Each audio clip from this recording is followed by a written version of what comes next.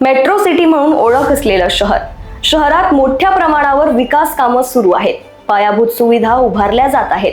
पण विकासाच्या याच कामांमध्ये नागरिकांच्या सुरक्षिततेकडे दुर्लक्ष होत आहे का, असा सवाल आता उपस्थित होतोय. रामदास पेठ, सिव्हिल लाईन, जीपीओ कार्यालय आणि महाराज बाग रोड परिसरात सुरू असलेल्या बांधकामांमुळे नागरिकांना मोठ्या त्रासाला सामोर जावं लागत असल्याचं चित्र आहे.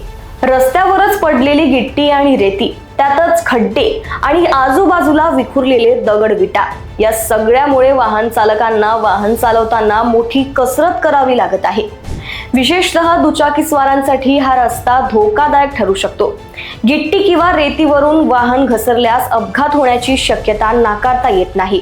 इतकंच नाही तर बांधकामासाठी वापरले जाणारे बांबू, सिमेंटची पोती, तुटलेले पाईप आणि इतर साहित्यही परिसरात पडलेलं दिसून येत आहे.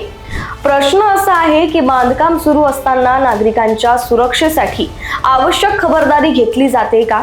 बांधकामामुळे निर्माण होणारी धूळ हा देखील नागरिकांसाठी मोठा त्रास ठरत आहे.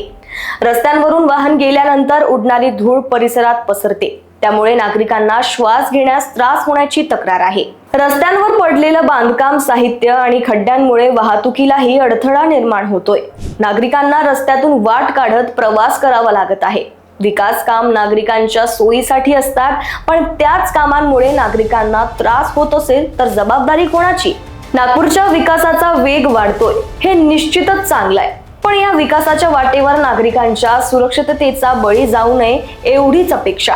आता नागपूर महानगरपालिका प्रशासन या समस्येकडे कधी लक्ष देणार आणि रस्त्यावरचा हा धोकादायक पसारा कधी हटणार, याकडे नागपूरकरांचं लक्ष लागलं आहे. अशाच माहिती व अपडेटसाठी बघत रहा लोकवाहिनी मीडिया. नमस्कार.